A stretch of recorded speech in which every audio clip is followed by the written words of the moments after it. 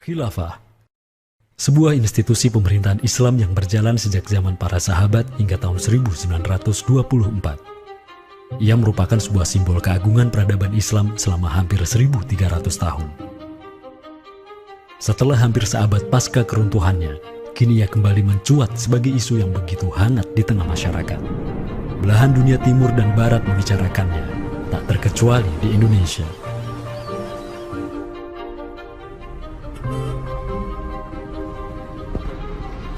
Perdebatan tentang khilafah tak terhindarkan. Apakah ia pantas diterima atau tidak di zaman modern saat ini? Kita tahu khilafah atau kehilafahan Islam itu di Nusantara bukan hal yang baru. Ya, sudah ada hubungan relasi antara kesultanan-kesultanan dan kerajaan Islam Nusantara dengan kehilafahan di Turki Utsmani atau wilayah Arab secara keseluruhan itu sejak abad ke-7.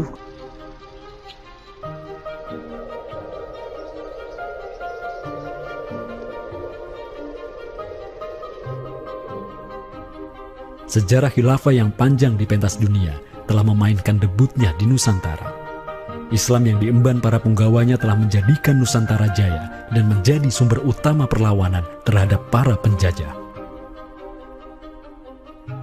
Inilah kisah tentang Nusantara dan jalinannya dengan sang negara adidaya. Inilah kisah tentang khilafah yang menjadikan rakyat Nusantara sebagai satu umat dengan Muslim sedunia. Inilah kisah tentang jejak khilafah di Nusantara.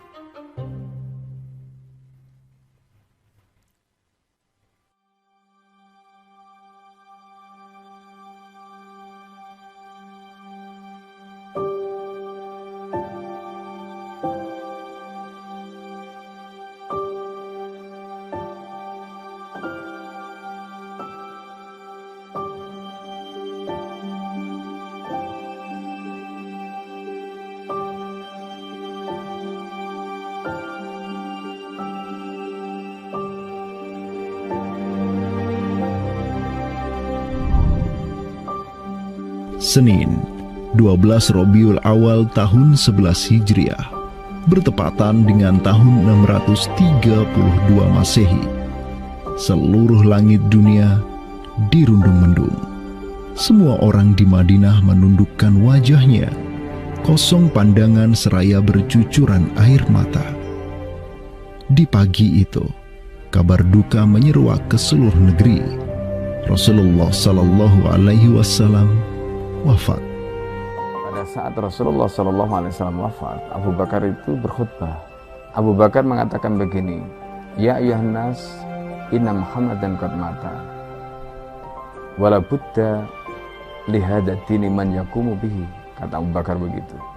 Wahai manusia, sesungguhnya Muhammad sudah wafat, dan urusan agama ini harus ada yang mengurusnya.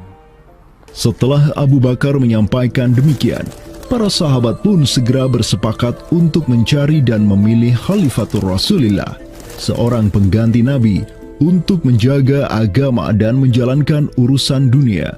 Mereka bahkan lebih menyegerakan urusan ini ketimbang menyegerakan pemakaman jasad Rasulullah SAW yang mulia, menandakan bahwa urusan kepemimpinan untuk kaum muslimin pasca wafatnya Nabi merupakan perkara yang amat mendesak. Karena itu Sayyidina Umar juga mengatakan, La islama illa bil jamaah, wala jama'atan illa bil imarah, wala imaratan illa bit ta'ah. Umar juga memahami sebagaimana yang dipahami oleh Abu Bakar. Islam ini tidak akan kuat kecuali dengan adanya jamaah, dengan adanya persatuan. Dan tidak mungkin umat ini bisa bersatu kecuali dengan adanya imarah, adanya khilafah, adanya kepemimpinan. Dan tidak mungkin adanya imarah kecuali dengan adanya ketaatan. Jadi para sahabat itu paham itu. Kemudian para sahabat itu juga menjalankan apa yang diperintahkan Nabi dalam hadis yang lain. Apa kata Rasulullah? Alaikum bisunnati. Kalian harus pegang teguh sunnahku. Wa sunnatil khulafa'ir rasyidin al-mahdiyyin min ba'di. Dan sunnah para khalifah rasyidin al-mahdiyyin min ba'di, mendapatkan petunjuk setelahku. Kemudian Nabi mengatakan, Addu alaiha bin nawajidi. Kalian harus gigit sunnah itu dengan menggunakan gigi geram dan jangan dilepaskan. sunnah yang ditinggalkan oleh para khulafaur rasyidin itu apa? Pertanyaannya begitu. Jawabannya tidak lain adalah khilafah itu, sistem khilafah itu. Maka di Saqifah Bani Sa'idah bersepakatlah kaum muslimin untuk memilih Abu Bakar sebagai khalifah pertama untuk mengatur negara mereka yang disebut sebagai khilafah Islamiyah. Negara khilafah di bawah kepemimpinan Abu Bakar dan khalifah-khalifah setelahnya, Umar bin Khattab, Utsman bin Affan, dan Ali bin Abi Thalib cepat sekali berkembang. Mereka memperluas wilayah khilafah hingga mendobrak dua negara adidaya saat itu, Kekaisaran Persia dan Imperium Romawi.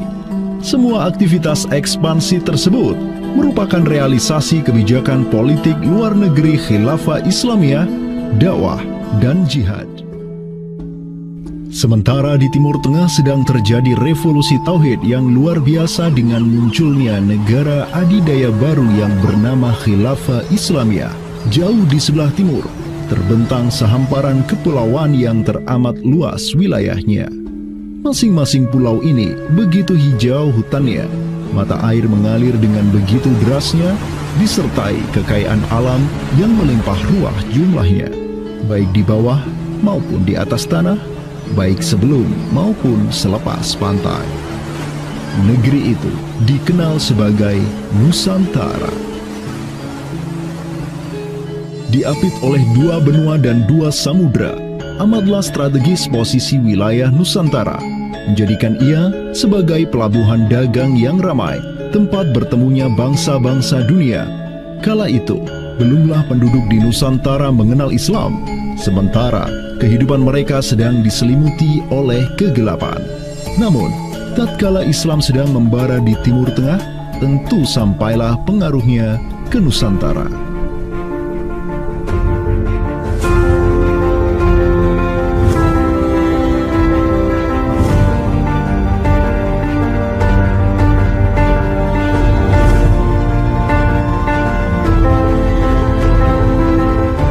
Saya ingin mengutip apa yang pernah dinyatakan oleh Buya Hamka ya di dalam buku beliau dari Perbendaharaan Lama, termasuk juga buku beliau yang judulnya Sejarah Umat Islam, yang beliau menyatakan bahwa sesungguhnya teori yang kita tahu bahwa Islam masuk ke Nusantara itu berasal dari Gujarat pada abad ke-12 sampai 15 Masehi, itu sebetulnya tidaklah tepat sepenuhnya. Karena apa? Karena Buya Hamka memiliki pandangan ataupun penjelasan terkait dengan kapan sesungguhnya Islam masuk ke Nusantara, ke Indonesia. Beliau menyatakan bahwa Islam masuk ke Nusantara itu jauh sebelum teori Gujarat.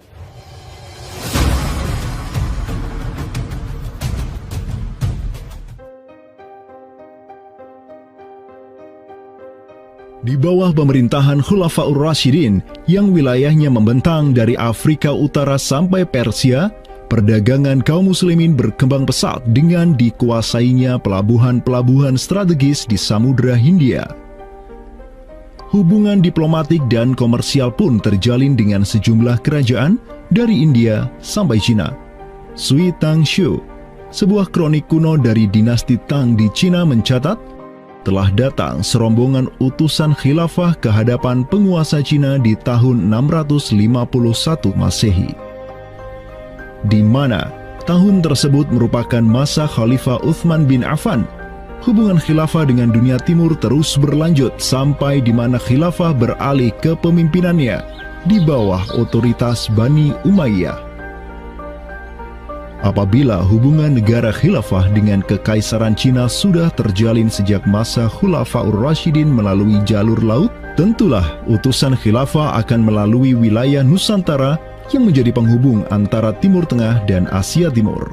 Dan di ujung paling barat wilayah Nusantara, terdapat pulau besar yang kala itu dikenal oleh bangsa Arab sebagai Sribuza, pelafalan mereka untuk menyebut kerajaan Sriwijaya.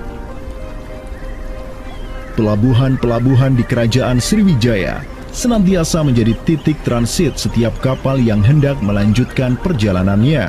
Tentu, penguasa Sriwijaya akan menyadari keberadaan pelayar-pelayar muslim yang singgah di wilayah kekuasaannya.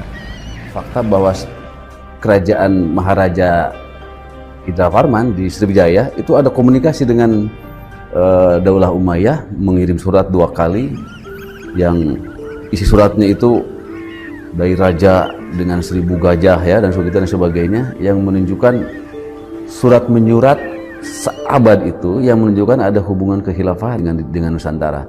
Dan secara historis ya sangat logis ketika itu superpower dunia adalah khilafah. Surat yang dikirim oleh Maharaja Sri Indrawarman dari Sriwijaya tersebut dialamatkan ke Damaskus, ibu kota Khilafah Umayyah yang saat itu dipimpin oleh Khalifah Umar bin Abdul Aziz. Dalam surat itu disebutkan, min malikil amlak alladhi huwa ibnu alfi malik walladhi tahtahu bintu alfi malik walladhi fi marudatihi alfu filin walladhi lahu nahrani yumbitani al-auda wal-allawha wal-jawza wal-kafura alladhi yujadu rihuhu ala masirati 12 milan ila malikil arab alladhi la yushriku billahi syai'an. Amma ba'du, fa inni qad ba'athtu ilayka bihadiyatin wa ma hiya bihadiyatin walakinnaha tahiyatun wa ahbabtu an tab'atha ilayya rajulan yu'allimuni al-islama wa yuwaqqifuni ala hududihi wassalam. Maka di bawah kepemimpinan sang Khalifah Umar bin Abdul Aziz, khilafah menyebarkan rahmatan lil alamin ke segala penjuru dunia, termasuk Nusantara.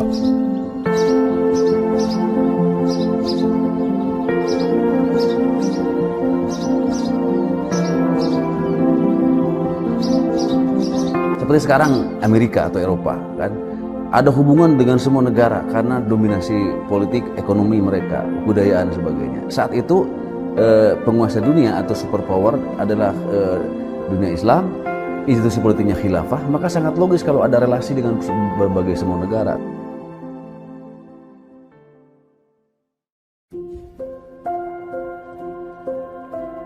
Tahun 1258, dari arah timur datanglah segerombolan pasukan yang mengerikan. Tubuh mereka besar-besar bak raksasa, berkulit kuning dan begitu mahir berpanah dan mengendarai kuda. Inilah pasukan Mongol yang datang dari utara Cina. Khalifah Al-Musta'sim itu dibunuh oleh Hulagu Khan, ya, pemimpin tentara Mongol. Kemudian pasca penaklukan Baghdad, itu Baghdad menjadi kota kosong, ya. Penduduknya dibantai, khalifah dibunuh, ya. Kotanya dibakar, perpustakaannya dihancurkan, wah pokoknya kacau sekali lah. Nah, tapi ternyata banyak keluarga Abbasiyah, ya, dinasti Bani Abbasiyah yang dia itu selamat dari pembantaian orang-orang Mongol, dan mereka itu akhirnya berdiaspora, mengungsi, ya. Ada yang berdiaspora, ada yang mengungsi ke Hijaz, ada yang mengungsi ke daerah Najd, ya, ada yang mengungsi ke daerah Mesir. Ada satu keturunan Abbasiyah, Bani Abbasiyah, yang dia itu mengungsi sampai ke Aceh, gitu. Dimana Aceh itu dulu, ya, negara yang berkuasa di sana adalah Samudra Pasai.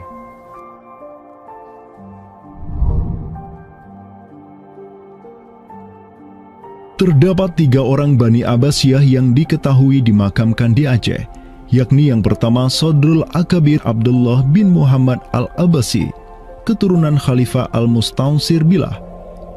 Kedua, istrinya Siti Rahiman binti Malikul Mu'azzam, dan ketiga, anaknya Sodrul Akabir Yusuf bin Abdullah Al-Abbasi. Mereka bertiga dimakamkan di kompleks yang sama. Yang paling monumental, yang paling besar di sini kita lihat adalah seorang tokoh yang memiliki predikat As-Sadr Al-Kabir ataupun pengawal para pembesar yang derajatnya mungkin setingkat dengan Perdana Menteri. Beliau bernama Abdullah bin Muhammad bin Abdul Qadir bin Abdul Aziz bin Al-Mansur Abi Ja'far Al-Abbasi, yang mana genetika beliau yang daripada Al-Mansur ini sendiri yang merupakan kakek buyut daripada Abdullah ini adalah seorang khalifah dari Bani Abbasiyah. Bani Abbas ini yang terkubur di Aceh, ya, Lok Sumawe ini, ayahnya ini, ya, Muhammad bin Abdul Qadir. Ternyata dia itu dicatat oleh Ibnu Battuta, ya, dicatat oleh Ibnu Battuta dalam rihlahnya kitab Tuhfatun Nazar, ya. Nah, dia itu ayahnya Abdullah bin Muhammad Sodrul Akabir yang di Pasai itu menjadi gubernur, ya, menjadi gubernur di mana? Di daerah India, gitu, dicatat oleh Ibnu Battuta, gitu, ya. Dan Ibnu Battuta mencatat sultan-sultan di India itu begitu hormat, ya, begitu taat, dan mereka itu memuliakan keturunan Khalifah Abbasiyah ini, ya, keturunan Khalifah Al-Mustansir billah, begitu. Nah, ini mengindikasikan bahwasanya apa? Sultan-sultan India itu begitu memuliakan, dan mereka itu dalam satu riwayat lain juga membaiat Khalifah Abbasiyah yang ada di Mesir. Sementara sultan-sultan di India, ya, Kesultanan Islam di India itu punya hubungan erat dengan Samudra Pasai, begitu. Nah, di sini kita bisa menduga kuat bahwasanya Samudra Pasai itu juga berbaiat kepada Khalifah Abbasiyah. Samudra Pasai pada masa itu berbaiat kepada dinasti sebelum Utsmaniyah berkuasa, yaitu kita menduga dan meyakini hal tersebut sesuai fakta-fakta yang kita temukan di lapangan bahwa Madinatul Sumatera ataupun Jaziratul Jawi, Samudra Pasai itu berbaiat langsung kepada dinasti Abbasiyah. Sultan Zainal Abidin bin Ahmad bin Malikus Zahir bin Malikus Saleh, penguasa Pasai di masa Sodrul Akabir Abdullah Al-Abbasi hidup, menyatakan baiatnya kepada Khalifah Al-Mutawakkil 'ala Allah di Kairo di awal abad ke-15. Begitu pula sebelumnya, Sultan Muhammad bin Tughluk di Delhi diikuti oleh Sultan Jalaluddin Muhammad dari dinasti Raja Ganesh di Bengali dan penguasa dari dinasti Utsmaniyah di Turki, Sultan Bayazid pertama. Seluruh sultan di dunia Islam menyatakan baiatnya kepada Khilafah Abbasiyah semenjak gelombang badai Mongol berhasil dihentikan oleh pahlawan-pahlawan Mamluk. Pusat Khilafah Abbasiyah kini berpindah ke Kairo, Mesir, dan menjadi magnet kaum muslimin global. Dari pusat khilafah inilah dakwah Islam mulai bangkit kembali dan menggencarkan aktivitasnya dengan mengirim berbagai juru dakwah ke seluruh penjuru alam.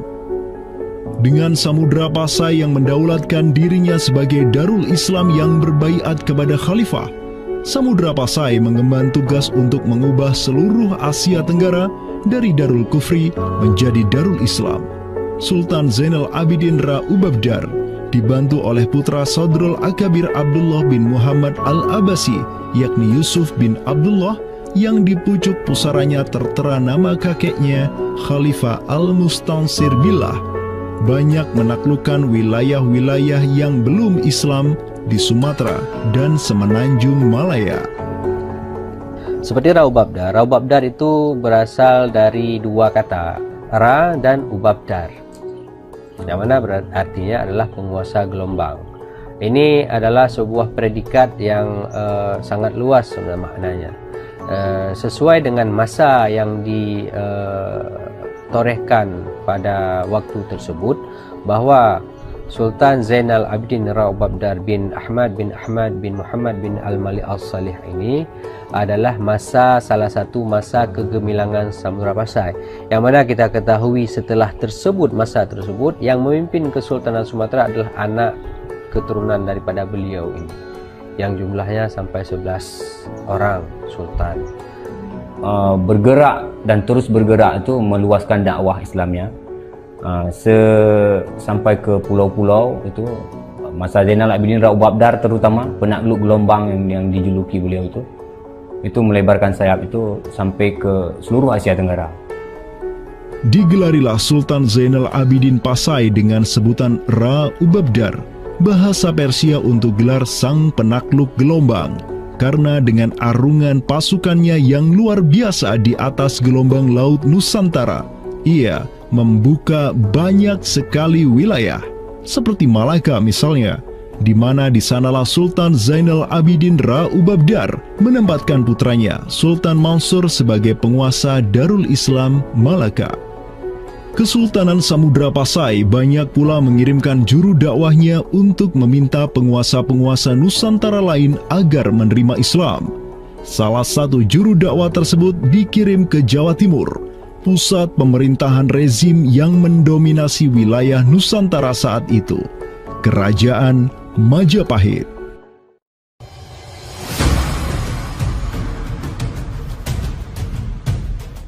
Gresik, Jawa Timur. Di kota yang hanya berjarak 60 km dari Trowulan, ibu kota Kerajaan Majapahit, terbaring jasad mulia di atas pusara marmer yang begitu indah. Inilah kubur seseorang yang menginisiasi tegaknya Islam di tanah Jawa, Maulana Malik Ibrahim, yang kemudian dikenal sebagai Sunan Gresik. Malik Ibrahim adalah seorang yang berkedudukan tinggi di lingkaran kuasa Samudra Pasai, terlihat dari gelarnya yang bertajuk Umdatus Salatin wal Wuzara, pondasi para sultan dan wazir, di mana gelar tersebut adalah gelar untuk wakil Sultan Samudra Pasai, sebagaimana yang dicatat oleh Ibnu Batutah.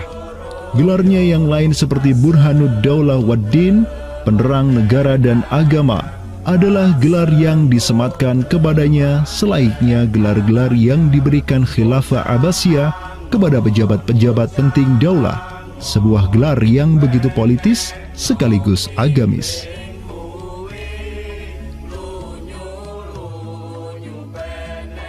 Maulana Malik Ibrahim dikirim oleh Pasai untuk mendakwahkan Islam kepada rakyat dan para penguasa Majapahit.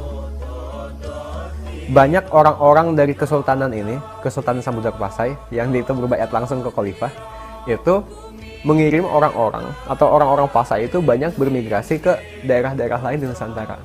Misalkan ya, kalau kita perhatikan makam tertua, ya salah satu makam tertua di Jawa yang sekarang terletak di Gresik, siapa orangnya? Ya, pemilik makam ini itu adalah Maulana Malik Ibrahim.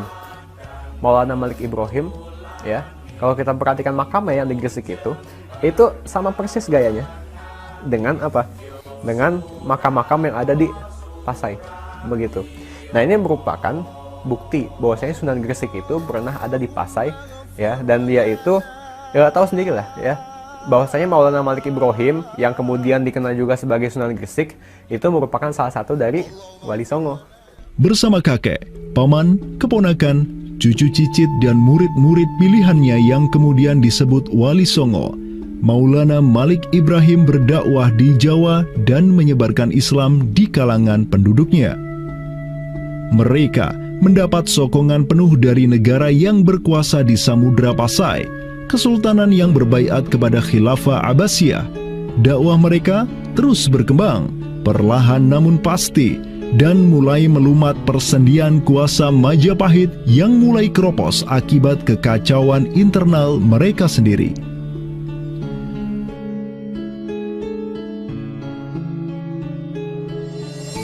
Para Wali Songo juga dihormati karena sebagian besar dari mereka menyandang status sebagai keturunan Nabi melalui jalur Husain bin Abi Thalib yang terus turun-temurun kepada Muhammad Sahib Marbal, turun lagi ke Alawi sampai ke Imam Jamaluddin Al-Husaini yang dikenal juga sebagai Syekh Maulana Jumadil Kubra, yang dari dialah para Wali Songo lahir sebagai anak-anaknya.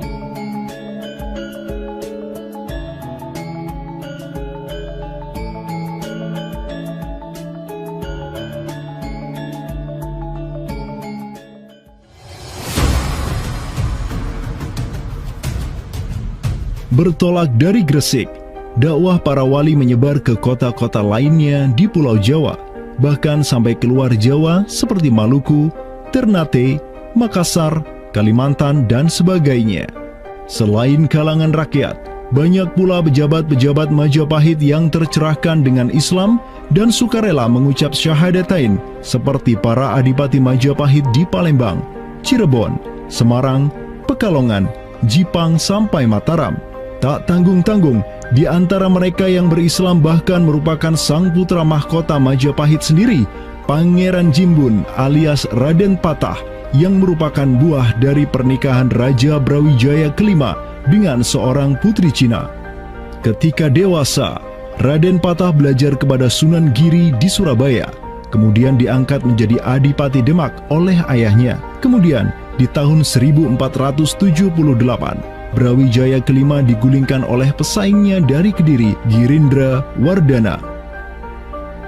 Tahta Majapahit yang diduduki oleh musuh ayahnya lantas membuat Raden Patah di Demak beserta seluruh elemen Islam di Jawa pimpinan para Wali Songo bangkit berjihad melawan Girindra Wardana dan penerusnya Patih Udara. Mereka terus berjihad dengan penuh keberanian hingga akhirnya berhasil melumat kekuasaan Majapahit yang dipegang oleh para pemberontak dari pihak Girindra Wardana dan Patih Udara.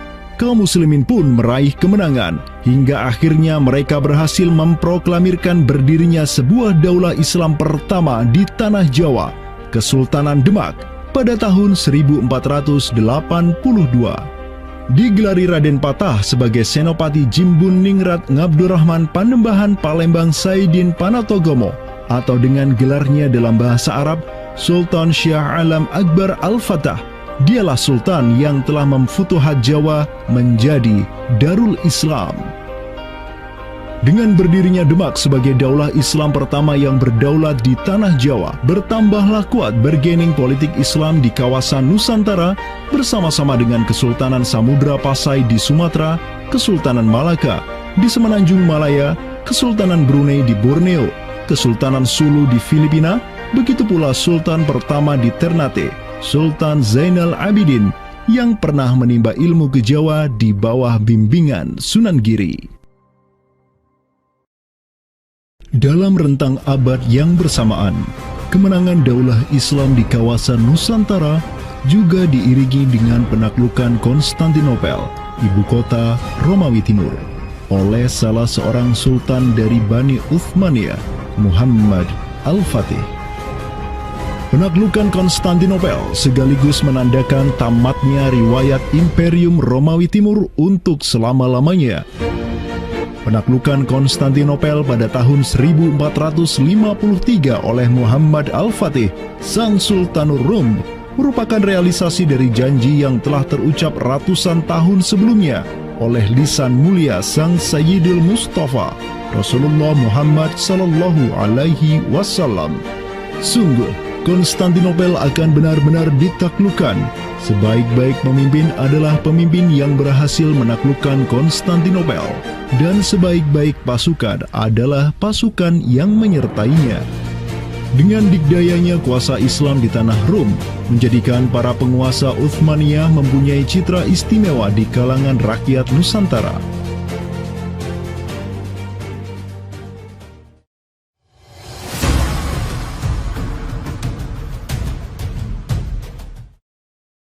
Namun demikian, dikala penaklukan demi penaklukan sedang digencarkan oleh tentara Islam mulai dari Rum sampai ke Nusantara, penaklukan yang sama juga digencarkan oleh tentara Kristen di ujung paling barat dunia Islam, Andalusia.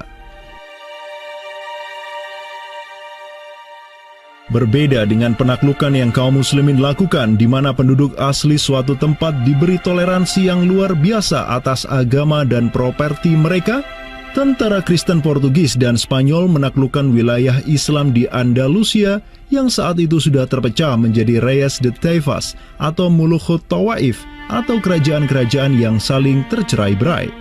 1492, kekuasaan Islam terakhir di Andalusia, Granada, berhasil ditaklukkan oleh suami istri yang menjadi penguasa Spanyol, Fernando de Aragorn dan Isabella de Castilla.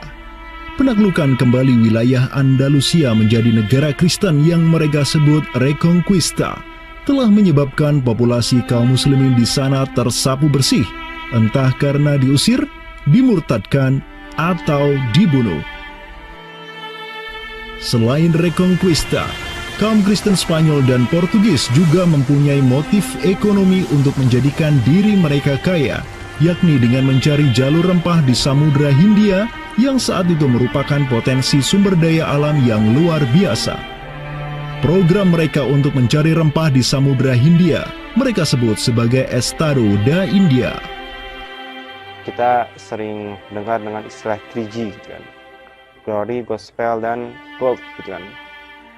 Jadi ya mereka ingin ekspansi, mereka ingin menyebarkan misi agama mereka, dan mereka juga ingin mencari gold. Goldnya sini adalah justru adalah rempah gitu kan. Begitulah betapa berharganya rempah pada saat itu, sampai 1 gram pala dihargai dengan 2 gram emas gitu kan. Paus Alexander ke-6, pemimpin kaum Kristen saat itu, begitu mendukung hasrat Portugis dan Spanyol untuk menjelajah dunia dan menyebarkan Kristen. Maka berangkatlah gelombang penjelajah Portugis yang disertai pasukan dan senjata untuk menaklukkan dunia Islam di Samudra Hindia. Di bawah pimpinan Alfonso de Albuquerque, armada Portugis berhasil menaklukkan Goa di India pada tahun 1510 dan setahun kemudian berhasil sampai ke Malaka, merebut pelabuhan strategis itu dari Sultan Mahmud Syah yang memerintah tempat tersebut. Dengan bercokolnya Portugis di Nusantara, dimulailah babak baru sejarah Islam di kawasan ini.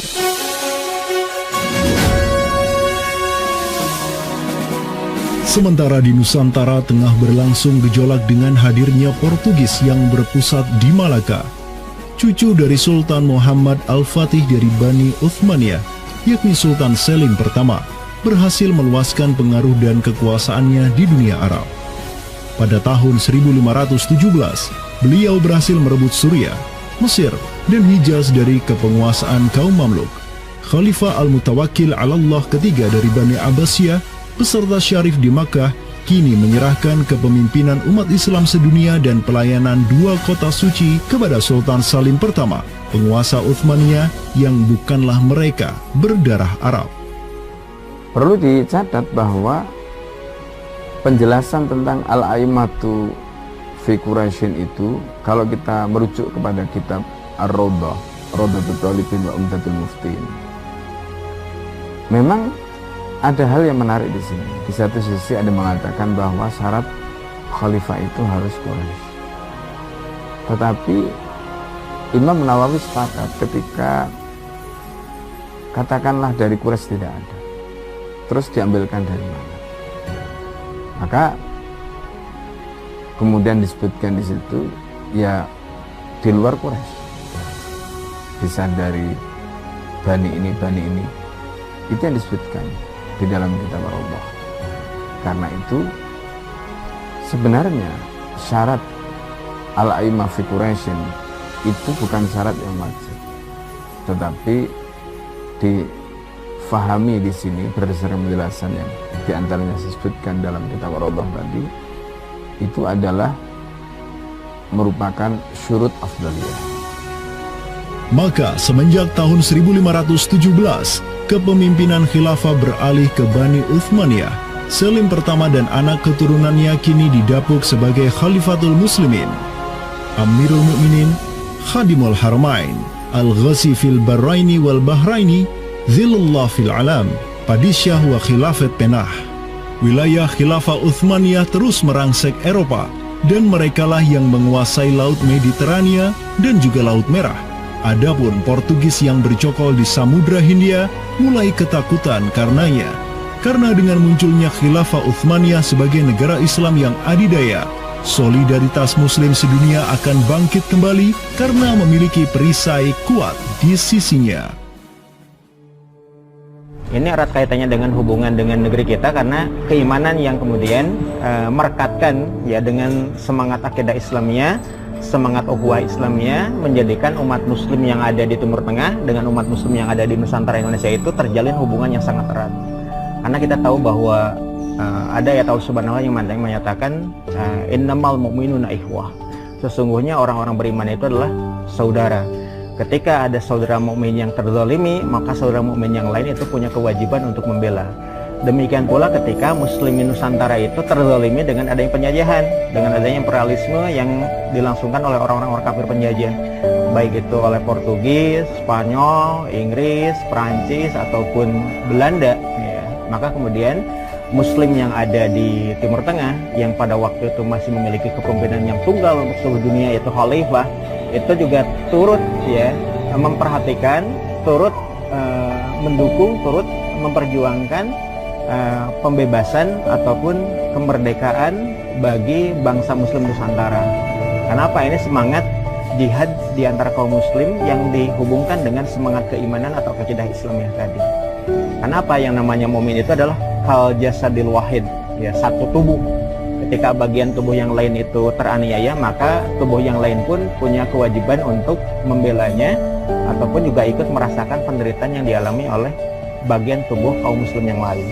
Semenjak Portugis berhasil menancapkan kukunya di India dan Malaka, tidak hanya dua wilayah tersebut yang ditimpa petaka, namun juga hampir seluruh kesultanan di Samudra Hindia dan Nusantara. Sultan dari Samudra Pasai kala itu, Zainal Abidin bin Mahmud bin Zainal Abidin Ra Ubabdar, yang mendaulatkan dirinya sebagai Al-Qaim tahta Amri Rabbil Alamin, orang yang berdiri di bawah perintah Tuhan semesta alam, mengirim surat kepada Portugis di Malaka untuk menggugat kelakuan mereka yang sangat merugikan kaum muslimin di kawasan. Namun apalah daya, Sultan Zainal Abidin yang ini kemudian dikenal sebagai penguasa terakhir Pasai, karena setelah ia wafat pada tahun 1517, bala tentara Portugis datang ke Pasai dan menaklukkan kesultanan Islam pertama di Nusantara itu dengan penuh tipu daya. Tak hanya Pasai yang berhasil ditiadakan, Portugis juga mampu menahan serangan pasukan Islam dari Demak sampai Sultannya Patiunus bin Raden Patah syahid di Lumat Muntahan Meriam Portugis pada tahun 1521. Dengan diplomasinya yang jelas, Portugis juga menjalin kerjasama dengan kerajaan Pajajaran di Jawa Barat pada tahun 1522. 2 tahun berikutnya, kota Blambangan, Panarukan, dan Kediri yang masih menjadi basis kekuatan Hindu di Jawa menawarkan kerjasama dengan Portugis. Maka, Portugis banyak sekali mendapat aliansi sesama kafir yang berada di berbagai wilayah di Nusantara untuk bersatu padu menghantam kekuatan politik Islam yang baru tumbuh di Pulau Jawa. Bahkan di Maluku pun Portugis berhasil menancapkan kuasanya semenjak tahun 1536. Berkaca pada kelakuan Portugis yang memerangi umat Islam di Samudra Hindia dan Nusantara, Sultan Sulaiman Al-Qanuni, sang Khalifah Uthmaniyah yang berkuasa sejak tahun 1520, menyatakan peperangan terbuka kepada penguasa Portugis yang berkedudukan di Lisbon, Dom Sebastião. Telah dilaporkan kepada saya bahwa jamaah haji dan para pedagang muslim yang datang dari India melalui laut telah dianiaya. Jika engkau masih membangkang, maka dengan bantuan Allah yang Maha Agung, kami akan melakukan segala yang diperlukan untuk memulihkan ketertiban di negeri-negeri itu, dan tiada guna lagi bagi engkau untuk memprotesnya.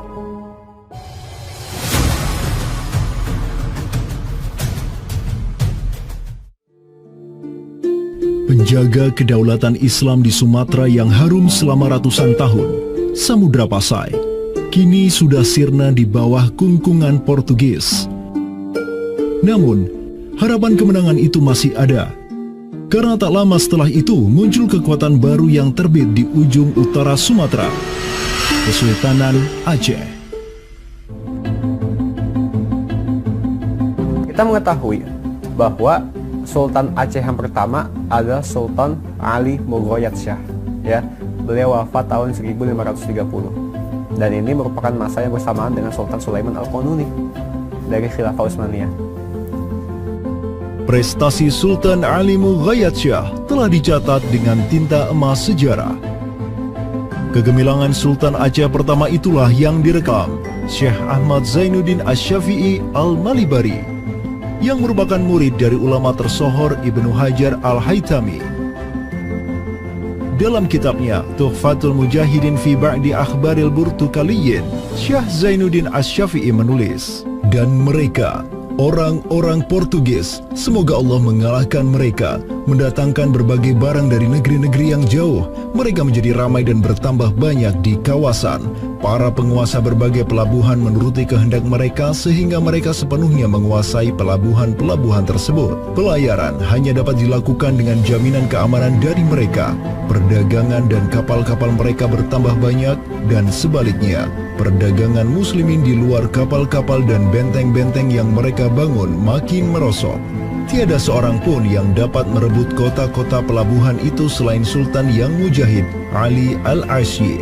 Semoga Allah menerangkan kuburnya, karena Sultan Ali Al-Ashi lah yang telah membuka Sumatera dan menjadikannya Darul Islam. Semoga Allah membalas kebaikannya untuk kaum muslim dengan sebaik-baik balasan. Kalau kita perhatikan makam Sultan Ali Mugoyatsyah, di situ ada kalimat menarik yang terpampang di inskripsi makamnya. Al-Ghazi fil barri wal bahri yansuruhullah. Ya. Bahwasanya Sultan Ali Mugoyatsyah itu juga dikenal sebagai Al-Ghazi, ya, petarung fil barri wal bahri. Selama masa Sultan Alauddin Riayat Shah Al-Qahar, Aceh melancarkan serangan besar-besaran ke Malaka demi menghancurkan Portugis. Serangan-serangan itu dilaksanakan pada tahun 1537, 1564, dan 1568.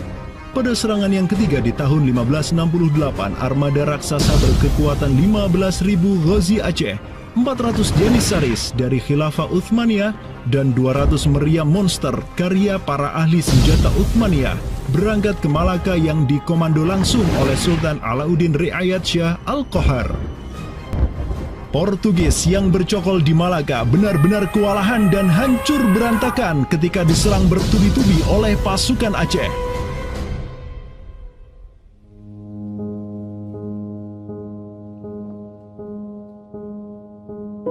Walau demikian, Portugis berhasil bertahan karena dibantu oleh sekutu-sekutunya dari Johor dan Kedah. Banyak korban yang berjatuhan baik dari pihak Aceh maupun pihak Portugis. Begitu pula ada beberapa Janissaris Uthmaniyah yang turut gugur dalam jihadnya di kawasan Nusantara ini. Ada satu daerah di kawasan Bandar Aceh ini, Bandar Aceh Darussalam itu Kampung Bitai. Itu tempat para tentara-tentara Turki syahid. Kemudian dimakamkan di Bitai.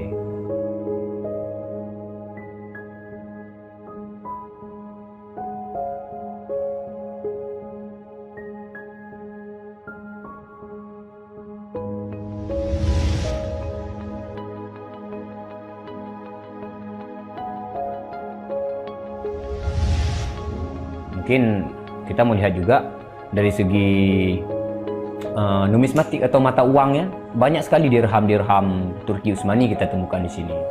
Ini adalah Gampung Pande, sebuah rawa kumuh yang terletak di tepi pantai Kutaraja, Banda Aceh. Semenjak tahun 2006, tempat ini sudah dijadikan sebagai tempat pembuangan akhir untuk sampah dan tinja. Kemudian sempat pula ingin dibangun di atasnya instalasi pengolahan air limbah atau IPAL oleh Pemda setempat. Namun siapa sangka, di tempat yang nasibnya begitu menyedihkan hari ini, di tahun 2013 lalu, telah ditemukan tidak kurang dari 6.000 keping dinar dan dirham yang dicetak oleh Khilafah Utsmaniyah dan Kesultanan Aceh. Dari Sultan Sulaiman Al-Kanuni kita temukan di sini. Kemudian Sultan Murad juga kita temukan di sini. Gampung Pande yang merupakan salah satu kawasan Islam tertua di Aceh, di mana di sanalah terdapat ribuan makam tokoh-tokoh penting Islam yang datang dari seluruh penjuru negeri. Dan beginilah nasibnya sekarang, terhinakan oleh orang-orang yang melupakan sejarah besarnya, tak tersentuh oleh peradaban modern yang durhaka kepada sejarah Islamnya. Walau demikian, kenangan tentang mereka takkan pernah hilang dan akan terus teringat oleh anak cucu kita. Mereka akan terus mengingat bahwa orang tua kita dahulu, para penguasa kita yang soleh dulu, pernah menyatakan baiatnya kepada Amirul Mukminin, khalifahnya umat Rasulullah Sallallahu Alaihi Wasallam. Inilah kubur orang yang dirahmati lagi diampuni, Dialah Al-Ghazi, sang petarung di jalan Tuhan semesta alam, penentang kaum kafir dan musyrikin, pecinta kaum fakir dan miskin, Sultan Alauddin Riayat Syah, naungan Allah di muka bumi, putra Sultan Ali Mughayat Syah. Semoga Allah menyiramkan rahmat ke atas pusaranya dan menjadikan surga tempat kediamannya.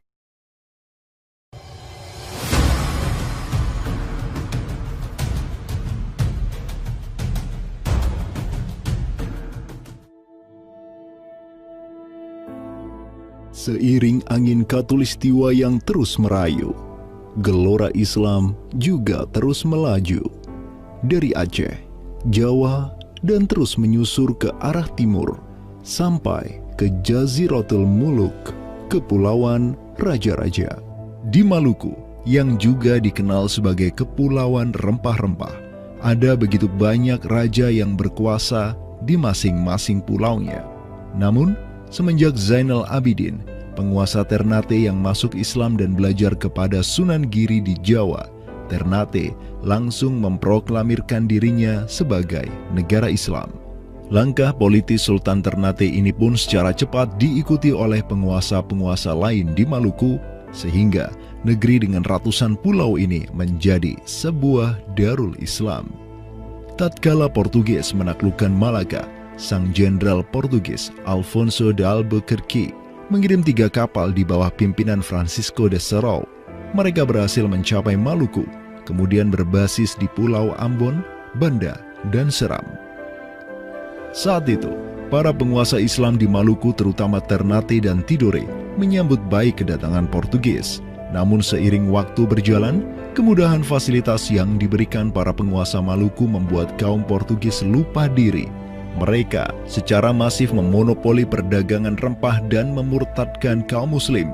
Tatkala salah seorang penguasa Ternate, Sultan Hairun Jamil, mulai menggugat kelakuan lalim Portugis, Sultan Hairun pun dibunuh secara keji oleh gubernur Portugis di Maluku, Diego Lopes de Mesquita, pada Februari 1570.